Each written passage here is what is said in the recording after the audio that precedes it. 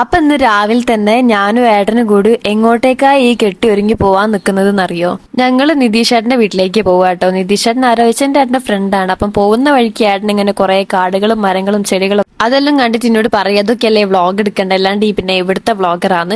പിന്നെ ഒരാളെ വീട്ടിൽ പോകുമ്പോൾ അങ്ങനെ വെറും കൈയോടെ പോകുന്നത് മോശമല്ലേ, പിന്നെ അത്രയും ദൂരം ട്രാവൽ ചെയ്ത് വന്നതല്ലേ വിചാരിച്ചിട്ട് ജസ്റ്റ് ഏട്ടൻ എനിക്കൊരു പൈനാപ്പിൾ ജ്യൂസ് വാങ്ങി തന്നിട്ടുണ്ടേനു കേട്ടോ.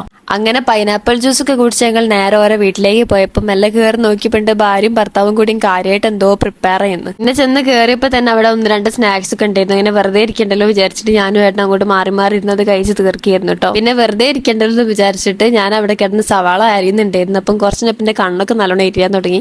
ബാക്കി ഏട്ടൻ ഉണ്ടാക്കി ഈ സാലഡും ഏട്ടന്റെ ഭാഗ്യമായിരുന്നു കേട്ടോ. അങ്ങനെ അത്യാവശ്യം ഉണ്ടായി കഴിഞ്ഞതിന് ശേഷം ബാക്കി വന്ന ക്യാരറ്റ് തത്തമ്മം കൂടിയും കൊടുത്തിട്ട് ഞങ്ങൾ അവിടെ നിൽക്കുകയായിരുന്നു കേട്ടോ. അത് കഴിഞ്ഞ് മെല്ലെ ഞങ്ങൾ അടുക്കളയിലേക്ക് മൂവ് ചെയ്തപ്പോൾ അത്യാവശ്യം ചോറൊക്കെ ആയിട്ടുണ്ടേനു. പിന്നെ വൻ ട്വിസ്റ്റ് ആയിരുന്നു കേട്ടോ സംഭവിച്ചത്. അതെന്താ അറിയണമെങ്കിൽ പാർട്ട് 2 കാണാം.